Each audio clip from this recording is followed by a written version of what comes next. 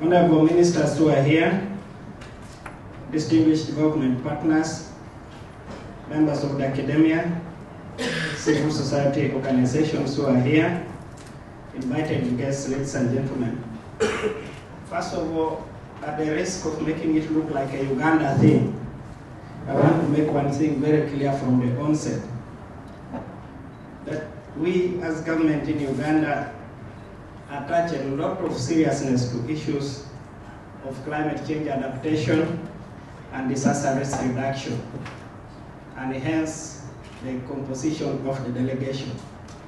As you have all seen, we only have not come here as policymakers at the central government level. We have also invited a good number of our partners from the local government level who manage our decision making at the decentralized system of government. Honorable colleagues, Uganda has of late been greatly affected by adverse climate change and related disasters that are mainly hydrological in nature as a result of global warming. These include landslides, as you must have heard. We have suffered a number of calamities in the Elgon region that have led to loss of life. We have suffered floods, and sometimes when we expect dry spells, we witness drought. This has resulted into loss of property, loss of lives, and as a community that is mainly an agro-based economy, we have lost animals due to diseases associated with this new phenomenon. There has therefore arisen a close relationship between disasters, climate change, and poverty, which has been going on from strength to strength throughout the region. And poverty has been, and consequently, our communities have become very vulnerable to these occurrences, since we mainly depend on rain-fed agriculture, which is the backbone of our economy. We have had a situation where farmers have been thrown into a dilemma because we have had to abandon some of our traditional practices. Long ago, as we were growing up, our parents were able to predict weather conditions, and they would plant in time just by seeing developments in the environment. But that's not possible today. Furthermore, the country has experienced changes in seasons, and sometimes this has been characterized by very, very unpredictable and erratic rain patterns. You must have heard lately in Uganda, we have witnessed situations of lightning killing people. We expected, we prayed for rain, and when rain came, it's like it came with anger, killing people in a scale that we have never experienced before. We have had situations of when we are praying for a dry spell to set in, then we get drought that causes us to respond with emergency relief all the time. Uganda, therefore, as a country and the region now face the challenge of responding to a rapidly changing climate that greatly magnifies existing development challenges. Adaptation, adoption of an approach that manages uncertainty and fosters adaptive capacity and results which are flexible is the best way to go. The approach must create room for adjustment, must make our people resilient in the light of a changing environment, coupled with a lot of development pressures, and this must be done now and for the future. Key challenges that are facing Uganda in enhancing communities' adaptive capacity include, but not limited to this. One, adaptive capacity of the communities to climate change, and as I indicated, confusion due to variations in seasonality are a big challenge. Changes in the onset of the duration of rain, for example, have now become very frequent, as well as great variability and uncertainty in the rain patterns. We have also a challenge of inadequate resources, mainly at the lower levels, to address climate change and related disasters. You have just heard from the Minister for Local Government. Until recently, issues of climate change adaptation and disaster risk reduction were not clearly factored in our development agenda.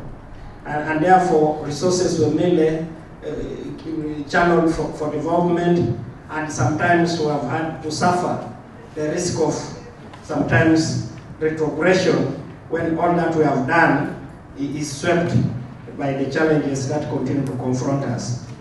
I was sharing with my colleagues recently in Uganda.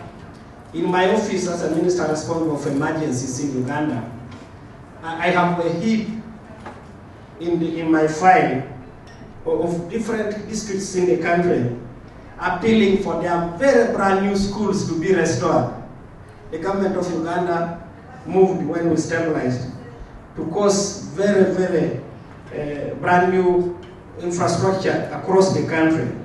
But because of the unpredictable weather conditions, we have had most of these schools and health centers de-roofed by violent storms, and that risks to take us back, or if not, to keep us at mark time in as far as our development is concerned. We have also a challenge of other existing drivers of vulnerability, like high levels of poverty, inadequate knowledge and use of existing agricultural services. And that's why I'm happy that we have a delegation from the Ministry of Agriculture here, and they will be sharing their thoughts with you. Climate variability and climate change, in our view, should not be addressed in isolation. Governments and development partners, in our view, need to recognize wider development challenges such as population growth, poverty eradication, and availability of markets and natural resources. We have had a problem, I have indicated to you, in the eastern part of my country, in the Elgon region in particular. We had the Mount Elgon ranges, which until many years were characterized by forest cover. But because of the exploding population, we have had people invading the forests up in the mountains, and that has resulted into a lot of problems. And therefore, as governments, as partners, we need to also be thinking about how our populations are growing. What government has done and what we plan to do in the direction of disaster risk reduction. We, as government of Uganda, have come up with what we call the National Policy for Disaster Risk Reduction. And this is, we presented it to our cabinet recently. It has been approved, and Parliament has equally approved it. The challenge now is, of course, it is operationalization, and we are doing everything possible to operationalize it, although still in phases.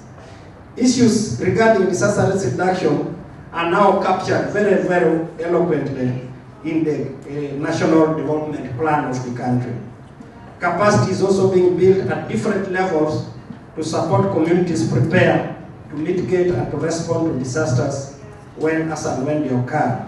For example, at the national level, we are setting up what we call the NECO, that is the National Emergency Coordinating Center, and we are setting up what we call the District Disaster Management Committees at the districts, and we have also what we call the Sub-County Disaster Management Committees at the sub-counties.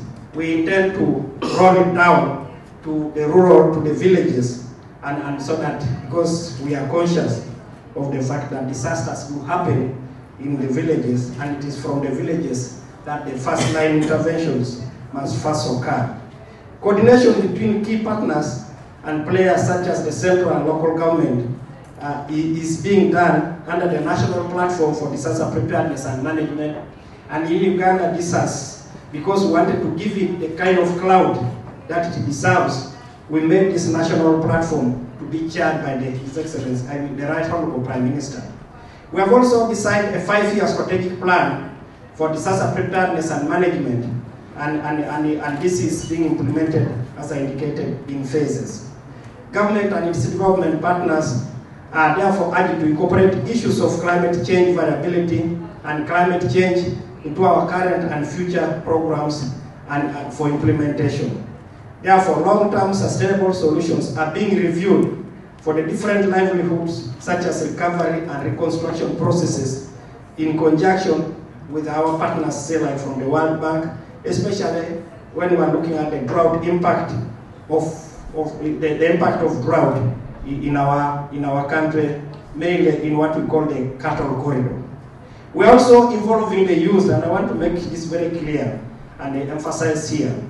Involvement of the youth in issues of disaster risk reduction and climate change adaptation, in our view, is extremely critical. We are developing a greater understanding on linkages between climate change and disaster risk reduction, and we think it's extremely critical for us to link this. Until recently, we had a problem. I have a colleague here from the ministry responsible for environmental management, and we thought, oh, those people in the field of climate change adaptation, then they were looking at us as people from the field of disaster risk reduction. So somehow we're not tying the number of interventions, and we have realized it's extremely critical for us to work together. One very big development that has happened now in Uganda is the coming on board of a majority of members of parliament to understand issues of disaster risk reduction and climate change adaptation. As we talk now, we have launched what we call the Parliamentary Forum for Disaster Risk Reduction, and we think that is going to guide our legislations in as far as disaster risk reduction is concerned and issues of climate change adaptation. Before that happened, some of us who are championing the cause of disaster risk reduction, whenever we spoke in Parliament, it was like a lone voice in the wilderness. We're all alone. The members of Parliament didn't quite understand what we're talking about. But now that we have come on board, we think this is going to help a lot in the legislation, and it's going to make us make better laws for our country. We want to salute, as a country, ACCRA for their research. We say there is this old adage that forewarned the better armed. We think ACCRA has helped to unearth a lot of information that we probably could have taken for granted. It is therefore critical upon all of us here to see how best we can go and domesticate some of these research findings.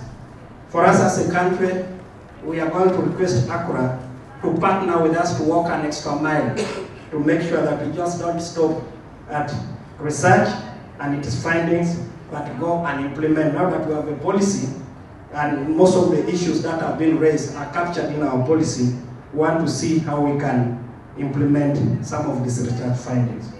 I want to conclude by indicating to this very important conference that we don't have another home.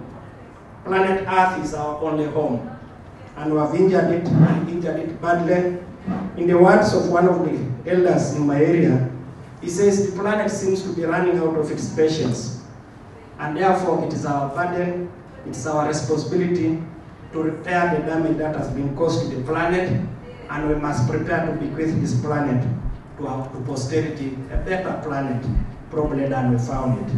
I'm looking forward to interacting with you a lot in detail and do a lot of listening and learning so that we can go and better prepare for the future of our country and our region. I thank you for your kind attention.